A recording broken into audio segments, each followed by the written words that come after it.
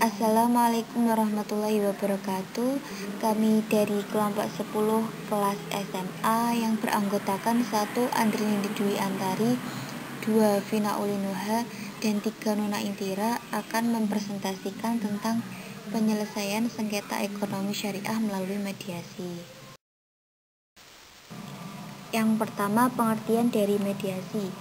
Kata mediasi berasal dari bahasa Inggris yaitu mediation, yang artinya penyelesaian sengketa yang melibatkan pihak ketiga sebagai penengah atau penyelesaian sengketa secara menengahi, dan yang menengahi dinamakan mediator atau orang yang menjadi penengah. Dalam Kamus Besar Bahasa Indonesia, secara umum disebutkan bahwa mediasi adalah proses pengikutsertaan pihak ketiga dalam menyelesaikan suatu perselisihan sebagai penasehat. Pengertian perdamaian menurut hukum positif sebagaimana dicantumkan dalam pasal 1851 KUHP bahwa pengertian perdamaian adalah suatu perjanjian di mana kedua belah pihak dengan menyerahkan, menjanjikan atau menahan suatu barang mengakhiri suatu perkara yang sedang bergantung atau mencegah timbulnya suatu perkara di kemudian. Dalam hukum Islam, perdamaian disebut dengan istilah as-sulh, yang menurut bahasa adalah memutuskan suatu persengketaan antara dua pihak, dan menurut syara adalah suatu akad dengan maksud untuk mengakhiri suatu persengketaan antara dua pihak yang saling bersengketa. Sedangkan pengertian mediasi dalam Perma nomor 1 tahun 2016 dalam pasal 1 ayat 1 yang menyebutkan bahwa mediasi adalah cara penyelesaian sengketa melalui proses perundingan untuk memperoleh kesepakatan para pihak dengan dibantu oleh mediator. Selanjutnya, pengertian dari mediasi mengandung unsur-unsur sebagai berikut. Yang pertama, mediasi adalah suatu proses penyelesaian sengketa berdasarkan asas kesukarelaan melalui suatu perundingan. Yang kedua, mediator yang terlibat bertugas membantu para pihak yang bersengketa untuk mencari penyelesaian. Yang ketiga, mediator yang terlibat harus diterima oleh para pihak yang bersengketa. Yang keempat, mediator tidak mempunyai kewenangan untuk mengambil keputusan selama perundingan berlangsung. Dan yang kelima, tujuan dari mediasi adalah untuk mencapai atau menghasilkan kesepakatan yang dapat diterima oleh pihak-pihak yang bersangkutan. Dasar hukum dari mediasi dalam hukum Islam terdapat pada ayat Al-Quran surat Al-Hujurat ayat 10 yang berbunyi innamal mu'minuna ikhwatu fa aslihu baina, yang artinya sesungguhnya orang-orang mukmin itu bersaudara, karena itu damaikanlah antara kedua saudaramu yang berselisih dan bertakwalah kepada Allah agar kamu mendapat rahmat. Sedangkan dasar hukum mediasi di Indonesia meliputi sebagaimana berikut ini. Yang pertama, diatur pada Pancasila dan Undang-Undang Dasar 1945 disiratkan dalam filosofinya bahwa asas penyelesaian sengketa adalah musyawarah untuk mufakat. Yang kedua, diatur dalam HIR pasal 130, pasal 154 RBG, dan pasal 31 RV. Yang ketiga, diatur pada Undang-Undang Nomor 1 Tahun 1974 JO pada pasal 39, kemudian pada Undang-Undang Nomor 7 Tahun 1989 JO, kemudian Undang-Undang Nomor 3 Tahun 2006 JO, dan Undang-Undang Nomor 50 Tahun 2009 tentang peradilan agama. Yang keempat, diatur pada Surat Edaran Mahkamah Agung atau SEMA Nomor 1 Tahun 2002 tentang pemberdayaan pengadilan tingkat pertama menerapkan lembaga damai. Yang kelima, diatur pada Peraturan Mahkamah Agung atau Perma Nomor 1 Tahun 2016 tentang prosedur mediasi di pengadilan. Dan yang keenam, mediasi atau APS di luar pengadilan diatur dalam pasal 6 Undang-Undang Nomor 30 Tahun 1999 tentang arbitrase dan alternatif penyelesaian sengketa. Selanjutnya, mediasi memiliki beberapa model, di antaranya yang pertama yaitu settlement mediation atau mediasi kompromi, di mana mediasi ini yang tujuan utamanya adalah untuk mendorong terwujudnya kompromi dari tuntutan kedua belah pihak yang sedang bertikai. Yang kedua, fasilitatif mediation atau mediasi berbasis kepentingan.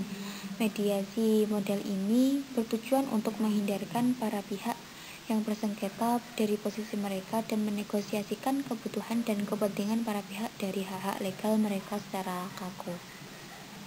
Yang ketiga, transformative mediation atau mediasi terapi, bahwa mediasi model ini merupakan mediasi yang menekankan untuk mencari penyebab yang mendasari munculnya permasalahan di antara para pihak yang bersengketa, dengan pertimbangan untuk meningkatkan hubungan di antara mereka melalui pengakuan dan pemberdayaan sebagai dasar resolusi konflik dari pertikaian yang ada. Dan yang keempat, model evaluatif mediation atau mediasi normatif, yang merupakan model yang bertujuan untuk mencari kesepakatan berdasarkan hak-hak legal dari para pihak yang bersengketa dalam wilayah yang diantisipasi oleh pengadilan. Baiklah, saya akan melanjutkan presentasi tentang poin ketiga, yaitu asas-asas umum dalam proses mediasi. Menurut D.Y. Witanto, proses mediasi memiliki ciri dan prinsip yang berbeda dengan prinsip persidangan pada umumnya, yang mana perbedaan tersebut antara lain: yang pertama, proses mediasi bersifat informal. Mediator sebagai fasilitator akan menggunakan pendekatan non-legal dalam menyelesaikan perkara, sehingga tidak kaku dan rigid. Yang kedua, waktu yang dibutuhkan relatif singkat. Dalam pasal 24 ayat 2 Perma nomor 1 tahun 2016 disebutkan bahwa proses mediasi berlangsung paling lama 30 hari sejak penetapan perintah melakukan mediasi, dan dalam pasal 24 ayat 3 dapat diperpanjang paling lama 30 hari setelah berakhirnya jangka waktu sebagaimana pada ayat 2.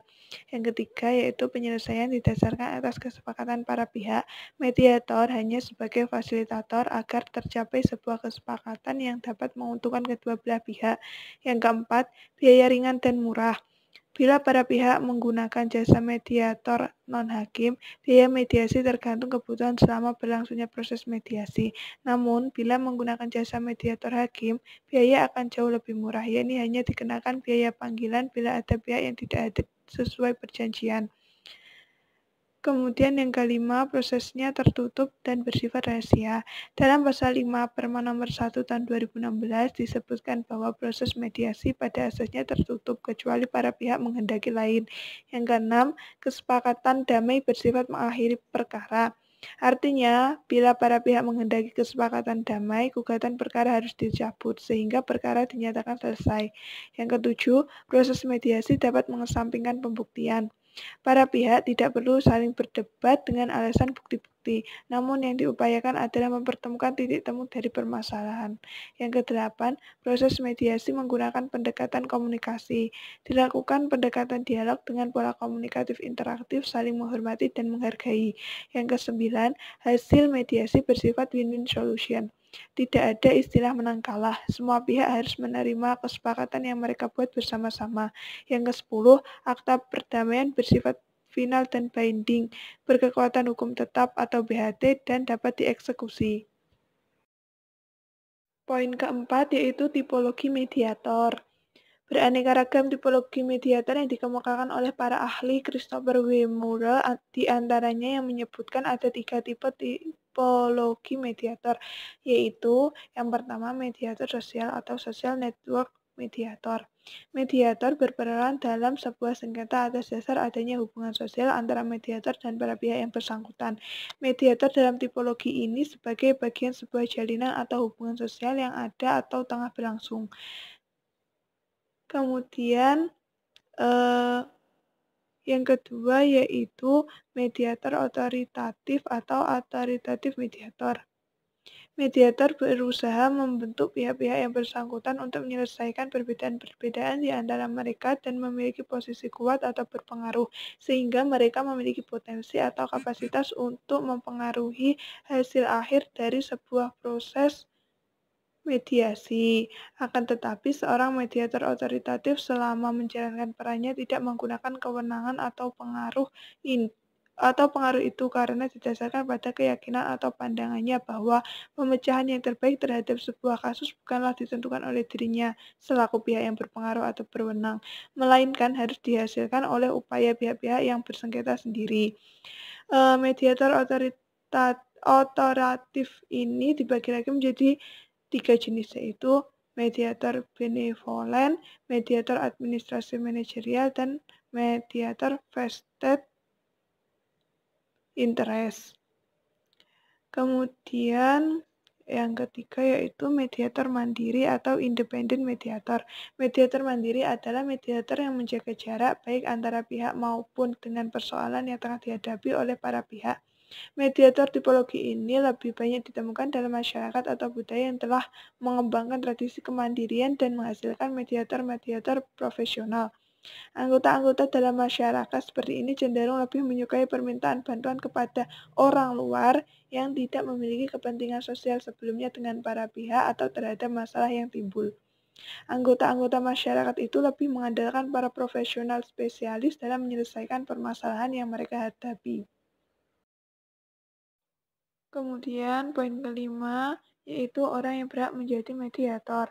Dalam Perma nomor 1 tahun 2016 tentang prosedur mediasi di pengadilan, dijelaskan bahwa mediator adalah hakim atau pihak lain yang memiliki sertifikat mediator sebagai pihak netral yang membantu para pihak dalam proses perundingan guna mencari berbagai kemungkinan penyelesaian sengketa tanpa menggunakan cara memutus atau memaksakan sebuah penyelesaian.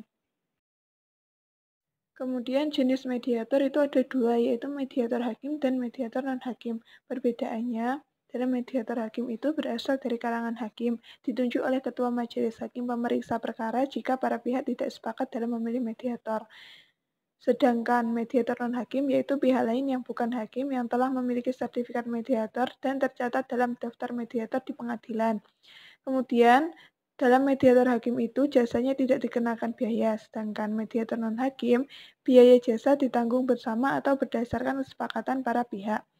Kemudian di mediator hakim itu dilarang menyelenggarakan mediasi di luar pengadilan, sedangkan mediator non-hakim itu dapat melakukan mediasi di luar pengadilan sesuai kesepakatan para pihak.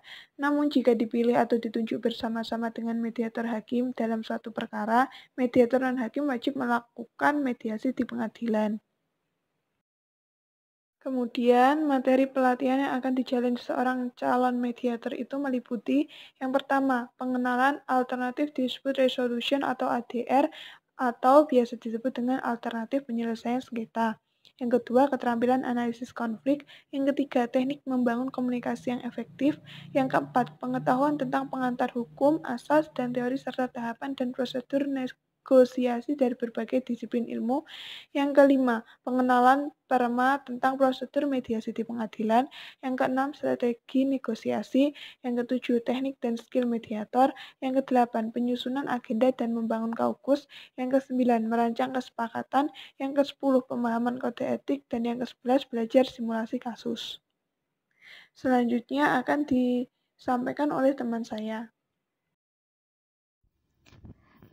Baik, saya akan melanjutkan menjelaskan materi poin F tentang fungsi mediator. Mediator adalah pihak netral yang membantu para pihak dalam proses perundingan guna mencari berbagai kemungkinan penyelesaian sengketa tanpa menggunakan cara memutus ataupun memaksa sebuah penyelesaian. Mediator sebagai penengah dalam suatu proses mediasi mempunyai fungsi tersendiri sebagai seorang mediator. Adapun fungsi-fungsi tersebut yaitu yang pertama, memperbaiki kelemahan komunikasi antara para pihak yang bersengketa, yang biasanya ada hambatan atau sekat-sekat psikologis. Yang kedua, mendorong terciptanya suasana yang kondusif untuk memulai negosiasi yang fair. Yang ketiga, secara tidak langsung mendidik para pihak dengan memberikan wawasan tentang proses dan substansi negosiasi yang sedang berlangsung. Dan yang terakhir, mengklarifikasi masalah-masalah substansial dan kepentingan masing-masing pihak. Nah, berkaitan dari fungsi mediator ini, Mahkamah Agung diharapkan mengadakan pelatihan-pelatihan untuk hakim yang berada di pengadilan agama, sehingga bisa menjadi moderator yang mendapat wawasan yang cukup dalam melaksanakan mediasi, karena proses mediasi hanya diberi waktu 40 hari, maka diharapkan para hakim mediator menyusun strategi yang tepat agar bisa memanfaatkan waktu dengan baik. Yang terakhir, poin G, tugas dan kewenangan mediator. Mediator bertugas mengarahkan dan memfasilitasi lancarnya komunikasi serta membantu para pihak agar memperoleh pengertian tentang perselisihan secara keseluruhan sehingga memungkinkan setiap pihak membuat penilaian. Dengan bimbingan dan bantuan mediator, para pihak bergerak ke arah negosiasi penyelesaian sengketa mereka. Adapun tugas-tugas dari mediator, yang pertama, mediator wajib mempersiapkan usulan jadwal pertemuan mediasi kepada para pihak untuk dibahas dan disepakati. Yang kedua, mediator wajib mendorong para pihak untuk secara langsung berperan dalam proses mediasi.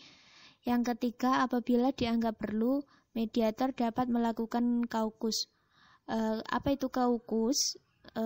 Kaukus yaitu pertemuan antara mediator dengan salah satu pihak tanpa dihadiri oleh pihak lainnya.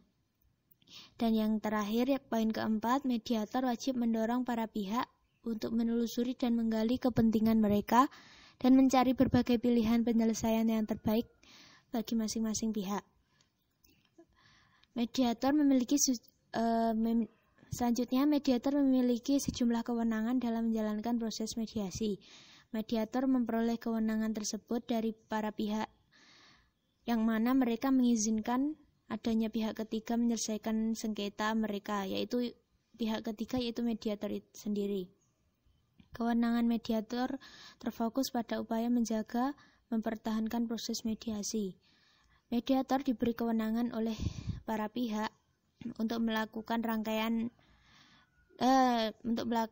tindakan dalam rangka memastikan bahwa mediasi sudah berjalan sebagaimana mestinya. Dan kewenangan tersebut yaitu yang pertama, mengontrol proses dan menegakkan aturan dasar. Mediator di sini berwenang mengontrol proses mediasi sejak awal sampai akhir. Dan dia diberikan fasilitas dan dia memfasilitasi pertemuan para pihak, membantu para pihak melakukan negosiasi, membantu membicarakan sejumlah kemungkinan untuk mewujudkan kesepakatan, dan membantu menawarkan sejumlah solusi dalam penyelesaian sengketa.